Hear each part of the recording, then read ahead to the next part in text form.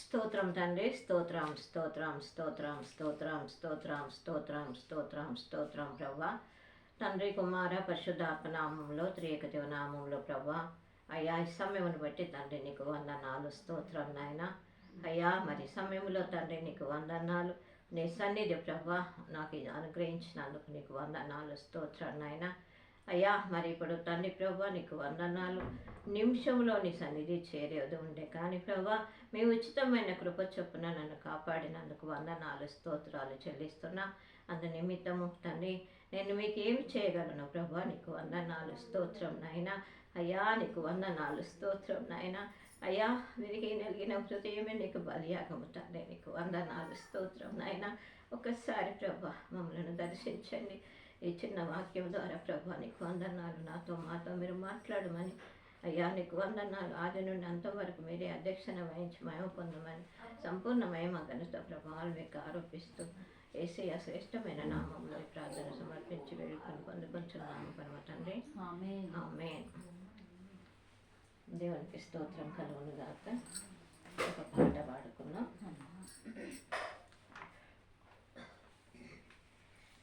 మీకు వస్తుందేమో మరి రెండోసారి కూడా మీరు పాడితే పాడండి. నేను నీతో ఉండాలని నీవు నాతో ఉండాలని, నేను నీతో ఉండాలని నీవు నాతో ఉండాలని వేచి ఉన్నానయ్యా, ఎనలేని ఆశతో వేచి ఉన్నానయ్యా, ఎనలేని ఆశతో నేను నీతో ఉండాలని నీవు నాతో ఉండాలని వేచి ఉన్నానయ్యా, ఎనలేని ఆశతో. ప్రార్థించు ప్రతి సమయములోనా ప్రభువా నీ స్వరము నీ వినగా, ప్రార్థించు ప్రతి సమయములోనా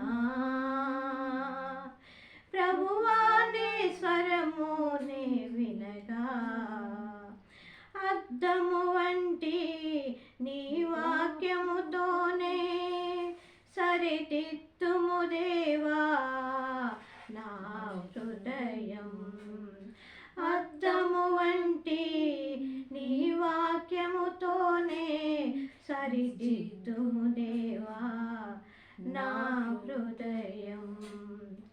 నీ పోలికలో నే మారునట్లుగా, నీ పోలికలో నే మారునట్లుగా నే నీతో ఉండాలని నీవు నాతో ఉండాలని వేచి ఉన్నానయ్యా, ఎనలేని ఆశతో.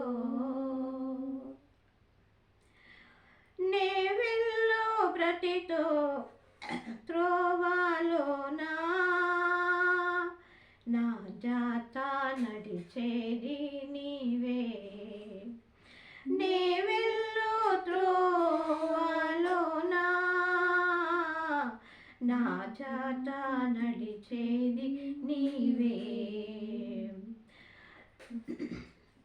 దీపము వంటి నీ వాక్యముతోనే, దీపము వంటి నీ వాక్యముతోనే నడిపించుము దేవా నా జీవితం, నడిపించుము దేవా నా జీవితం.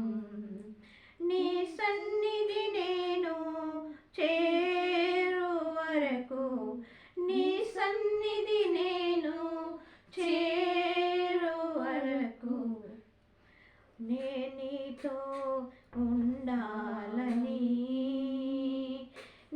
నాతో ఉండాలని వేచియున్నానయ్యా, ఎనలేని ఆశతో. బలహీన సమయములోన బలపరచి నడిపేది నీవే. బలహీన సమయములోన బలపరచి నడిపేది నీవే. పాల వంటి నీ వాక్యముతోనే, పాల వంటి నీ వాక్యముతోనే పోషించుము దేవా నా ఆత్మను, పోషించుము దేవా నా ఆత్మను. నీ శక్తి కలిగి జీవించున్నట్లుగా, నీ శక్తి కలిగి జీవించున్నట్లుగా నే నీతో ఉండాలని, నీవు నాతో ఉండాలని వేచియున్నానయ్యా.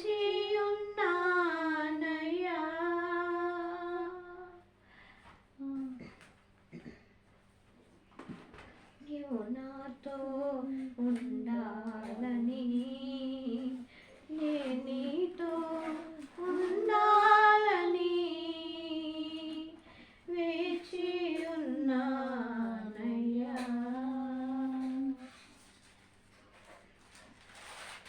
దేవునికి స్తోత్రం కలుగునుగాక. మరి నా పేరు కొడకండ్ల సుజాతమ్మ, నా భర్త పేరు సాంబయ్య గారు, లష్కర్ సింగారం, హన్మకొండ వాస్తవ్యం. మరి చిన్న సాక్ష్యం ఏమిటంటే, నాకు మాటలు వినబడుతున్నాయి, మాటలు నెగటివ్ మాటలు.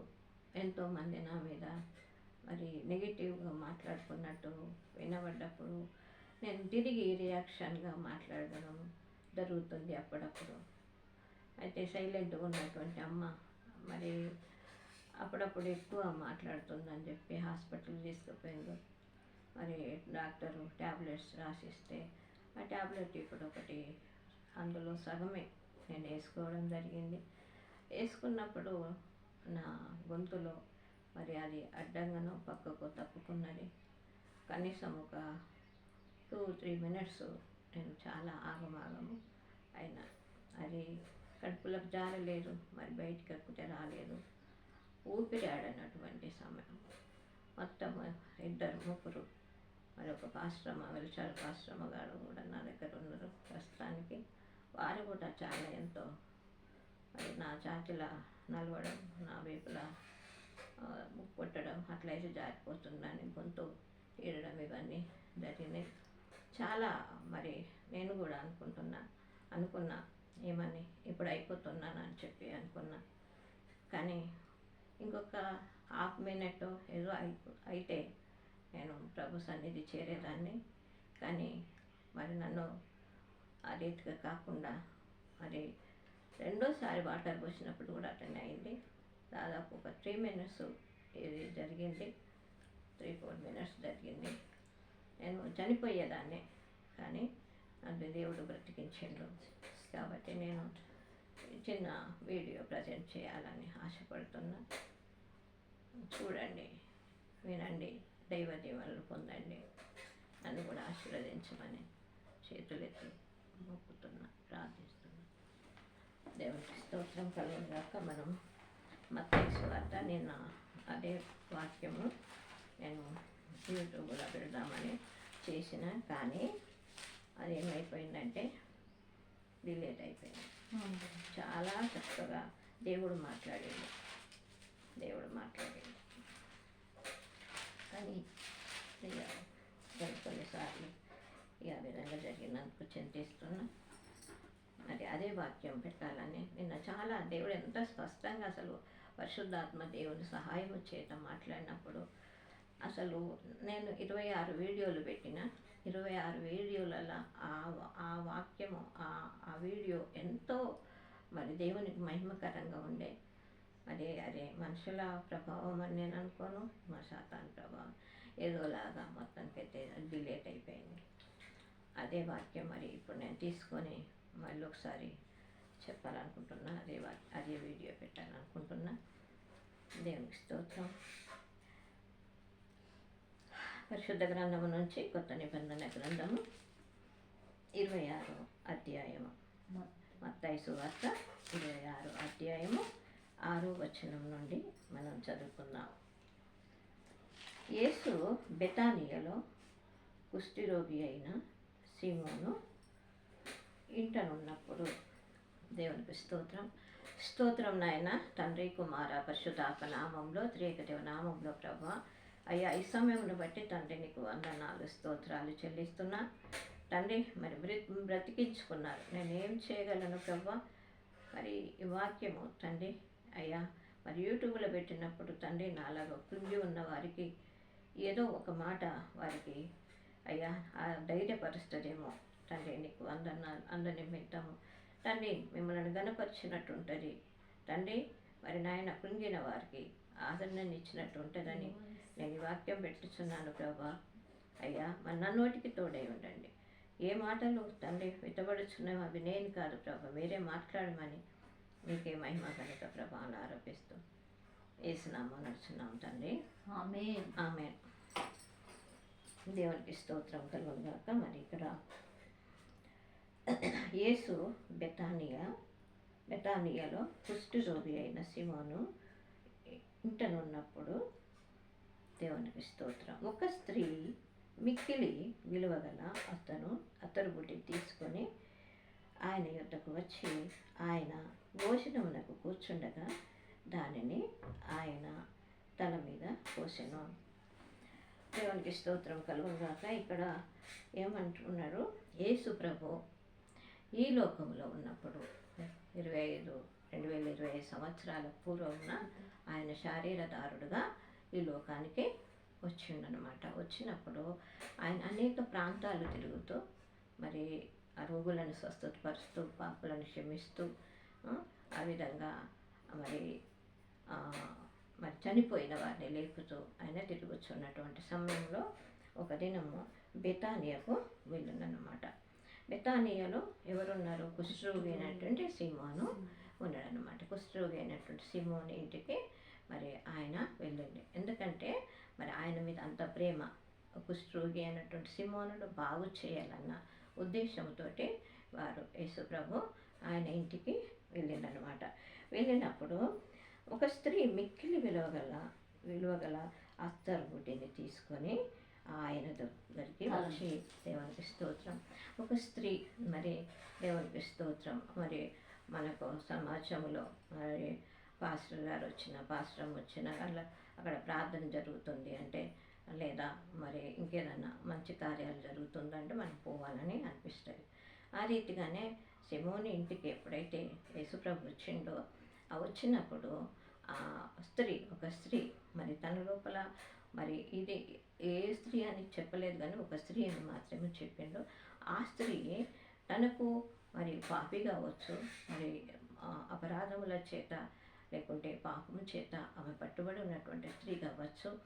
అయితే తనను తాను మరి ఆయన దగ్గరికి చేర్చుకోవాలి, ఆయన దగ్గరికి వెళ్ళాలి అన్న ఆశతోటి నేను ఏ విధంగా పోవాలి, నేను ఎట్లా పోవాలి, నేను ఏ విధంగా ఆయనను మరి సత్కరించాలి, ఏ విధంగా ఆయనను గౌరవించాలి, నేను ఏం తీసుకొని పోతే ఆయనకు బాగుంటుంది అని ఆలోచించి మిక్కిలి విలువగలిగినటువంటి అస్తరును మంచి ఎక్కువ ధనాన్ని వెచ్చించి తీసుకొని వచ్చిందనమాట.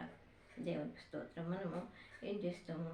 మనకు దినదినము మనము అభివృద్ధి చెందిన కొలది లేదా ఆలయానికి పోతున్నాం, వాక్యం వింటున్నాం, వాక్యం ద్వారా మనం స్వస్థత పొందుతున్నాం, మనకు మంచి కార్యాలు జరుగుతున్నాయి. అలాంటప్పుడు మరి సండే వచ్చిందంటే లేకుంటే పండుగ వచ్చిందంటే ఏం చేస్తాము?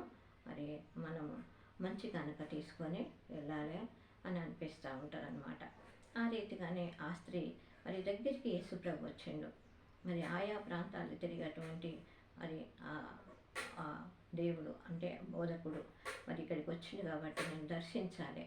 దర్శించినప్పుడు ఒక విలువైనటువంటి మరి మన సంఘానికి ఏ విధంగా దేవుని సన్నిధికి ఏ విధంగా విలువైనటువంటి మరి కానుకలు తీసుకొని పోతామో అంతకంటే విలువైనటువంటి కానుక ఈ స్త్రీ పట్టుకొని అక్కడికి వచ్చిందనమాట.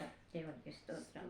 వచ్చినప్పుడు వచ్చి ఆయన భోజనమునకు కూర్చుండగా దానిని ఆయన తల మీద పోసెను. దేవునికి స్తోత్రం.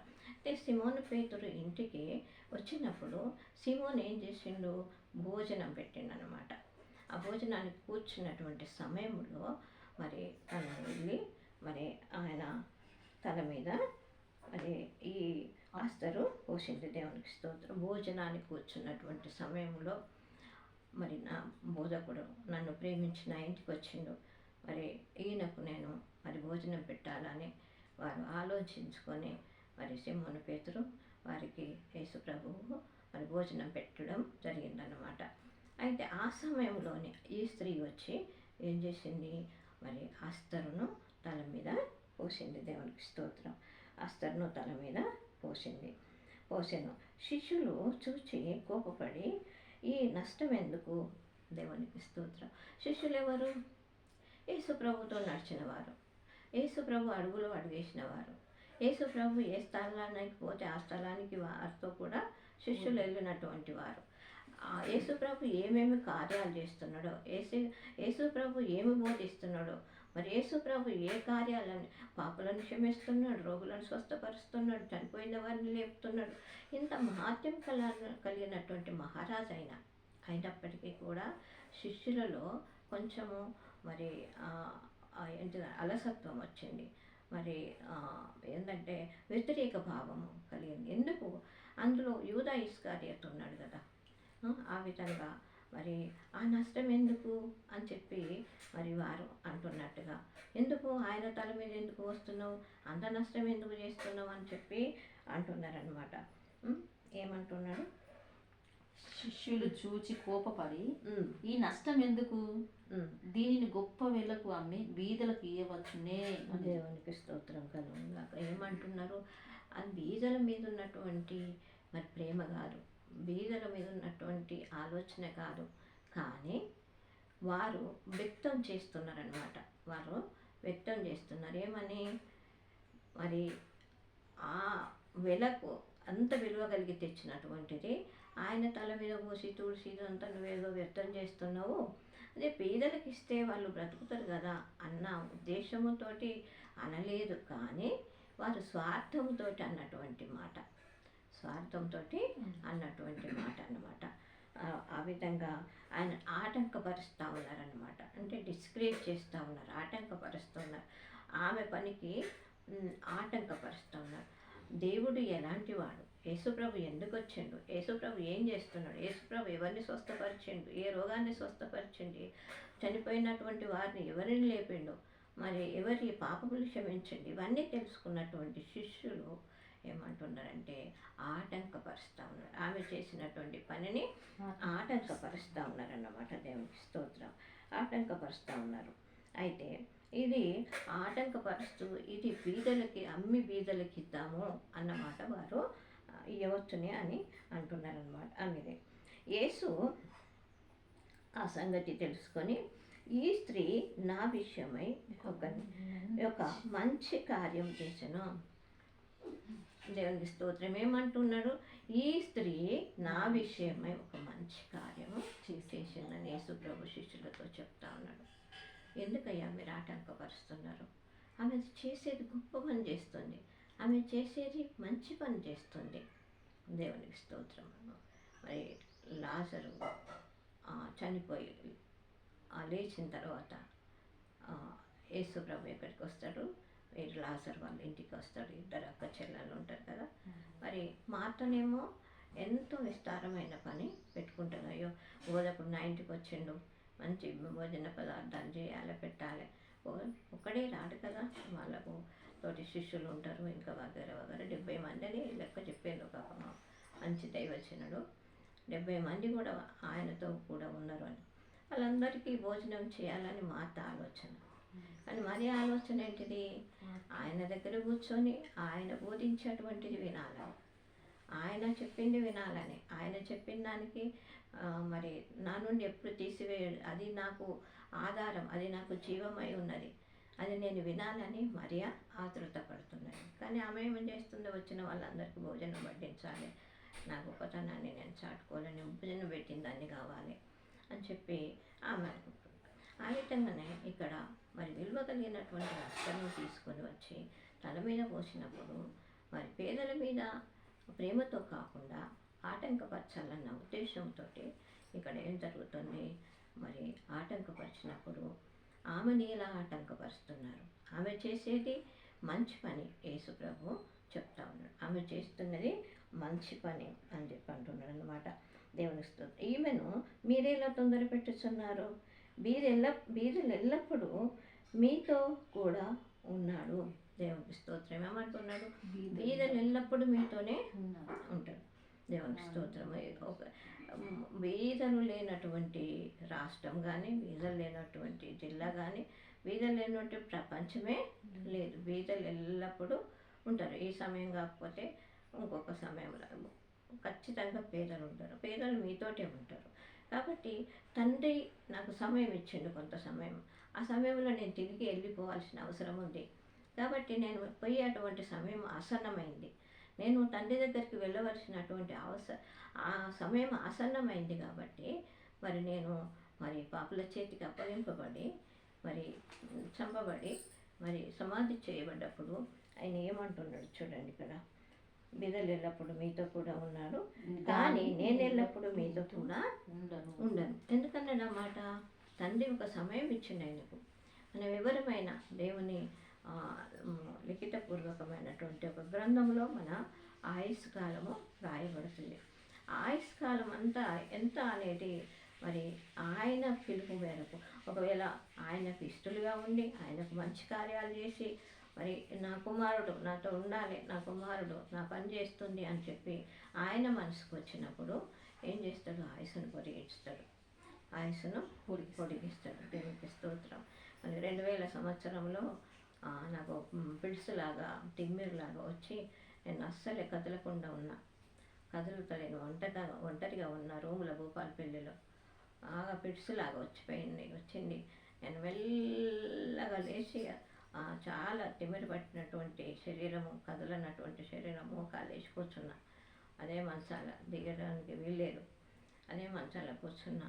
కానీ నాలుక ఇంత దొడ్డ అయిపోయింది, అసలు ఏం జరుగుతుందో తెలుస్తలేదు. అప్పుడు నేను ఏం చేసిన అంటే ఇంకా కన్నీళ్ళు గారిపోతున్నాయి. దేవాన్ని చిత్తమా ఇది? ఒకవేళ నేను చనిపోతే నా మీద ఎన్ని నిందలు పడతాయో, ఇక్కడ చనిపోతే ఏమైందో అని అంటారు. కాబట్టి నీ చిత్తమైతే బ్రతికించు, లేకుంటే నా పిల్లల ముందు నా ఇంటి కాడ జరిగితే మంచిగుండు కదా ఇది అన్నప్పుడు ఆయన ఏం చేసిండంటే, నేను అలాగే చూస్తూ ఈ ధ్యానం చేస్తున్నప్పుడు నాకు దర్శనం కలుగుతుంది. ఒక రైల్వే స్టేషన్ కనబడుతుంది. రైల్వే స్టేషన్లో ఒక గోడ ఉన్నది. ఒక గోడకు ఎలక్ట్రిక్ బోర్డు ఉన్నదన్నమాట. ఆ బోర్డుకి ఏం చేసిండంటే స్విచ్ చేసిండు. ఓ తెల్ల బట్టలు వేసుకొని వచ్చి ఆయన ఏం చేసిండు? స్విచ్ చేసిండు. అదంతా నేను దర్శనంలో చూస్తూ ఉన్నా. ఆ స్విచ్ చేసిన తర్వాత ఈ స్టేషన్లో ఉన్నటువంటి ఆ రైలు చిన్నగా కదిలింది. చిన్నగా కదిలినప్పుడు నా బాటలో కదిలికలు మొదలైంది. ఈ పిడ్స్ ఇదంతా పోయి ఒక 15 నిమిషాలలో అంత క్యూర్ అయినప్పుడు దేవా నన్ను విడిపించినవా అని చెప్పి నేను ఏడ్చి ప్రార్థన చేసినప్పుడు, నీకు భయపడకు, 22 ఏళ్ళ ఆయుస్సు, భయపడకు, నీకు 22 ఏళ్ళ ఆయుస్సు ఉన్నది అని చెప్పిండు.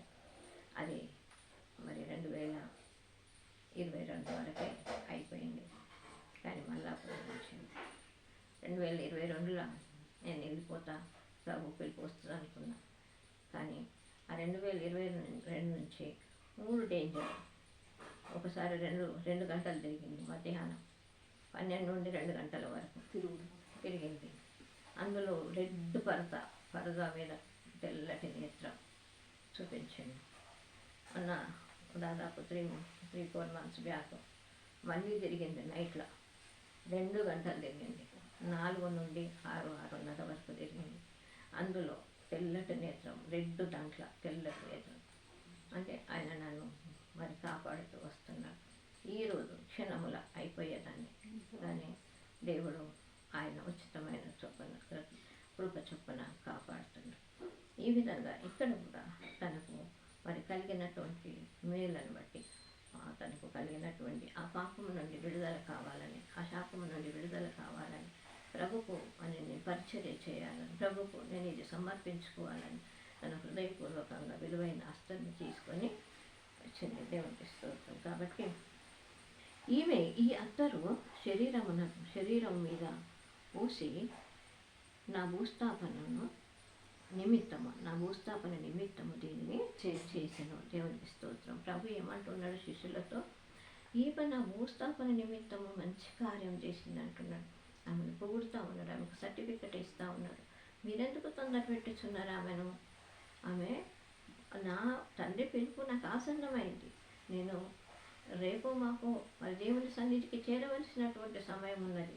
కాబట్టి ఆమె ముందుగానే నా శరీరానికి ఈ అస్తరు పూసి ఆమె తన గొప్పతనాన్ని చాటుకున్నది అని చెప్పి తెలియజేస్తూ ఉన్నాడు అనమాట.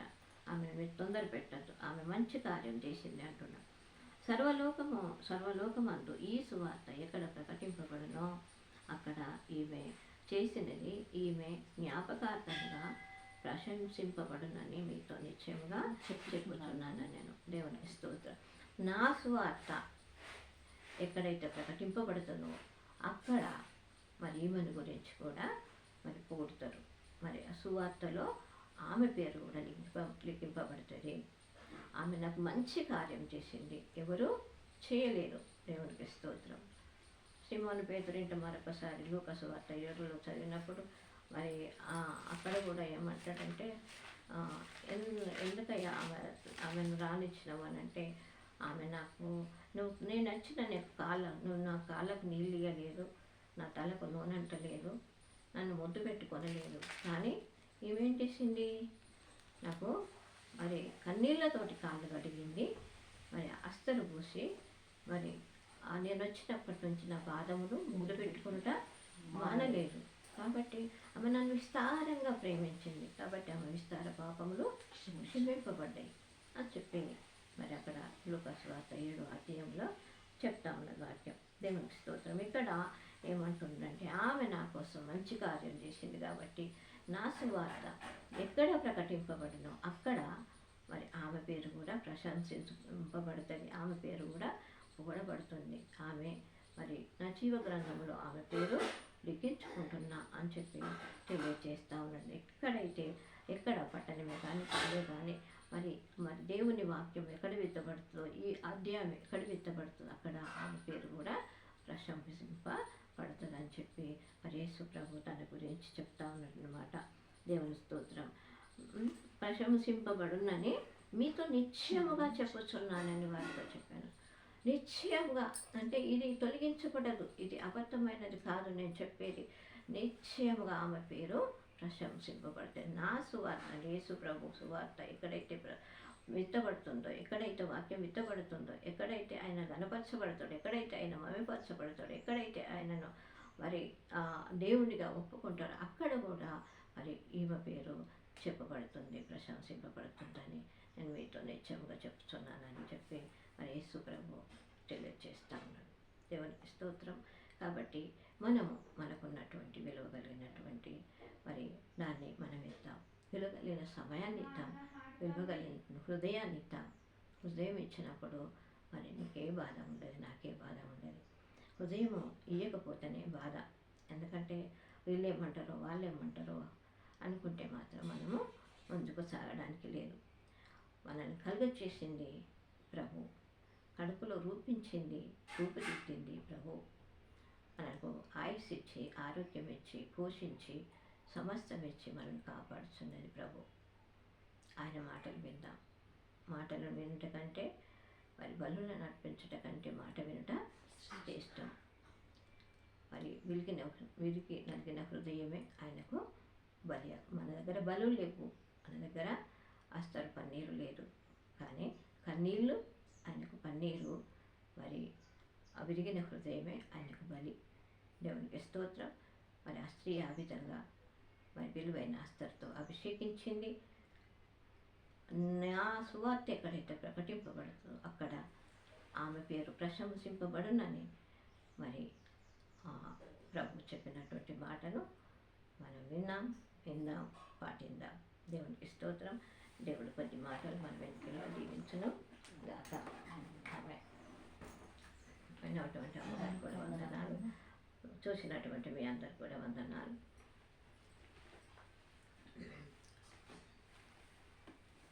వినండి, దైవాశీస్సులు పొందండి, నా కొరకు కూడా ప్రార్థన చేయండి.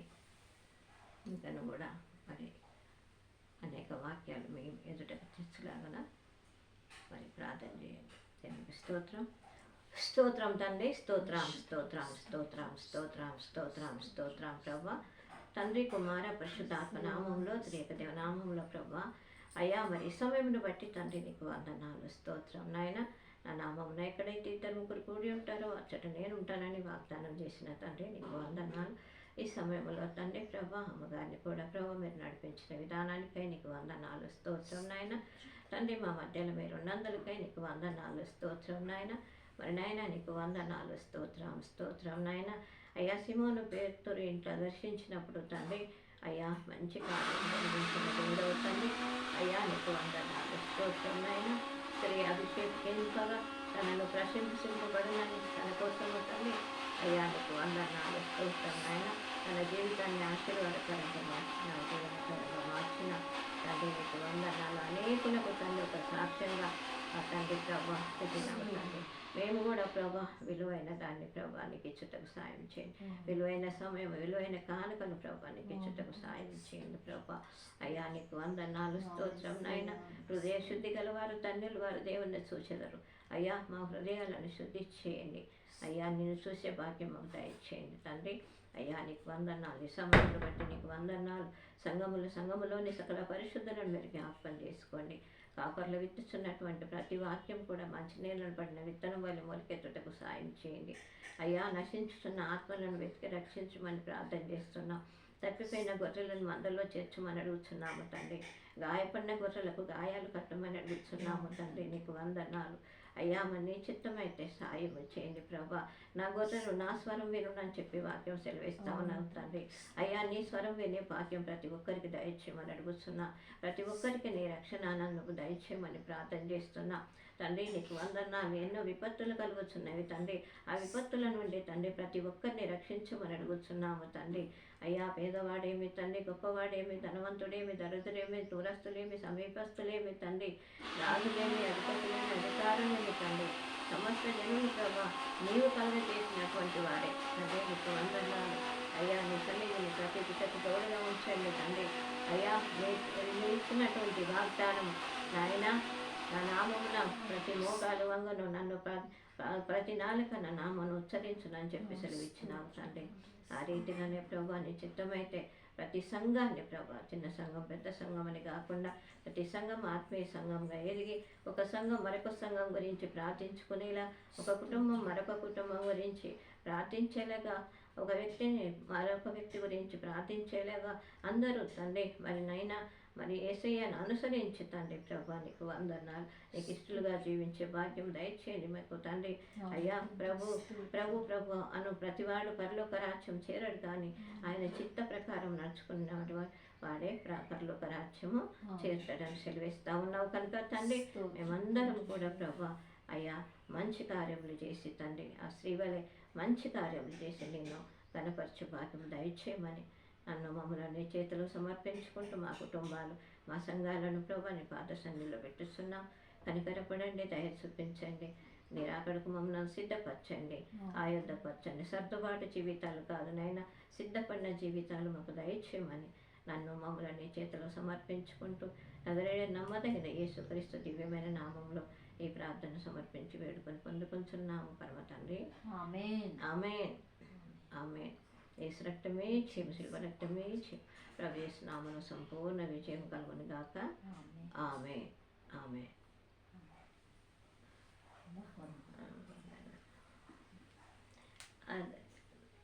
రేటు నొక్కండి.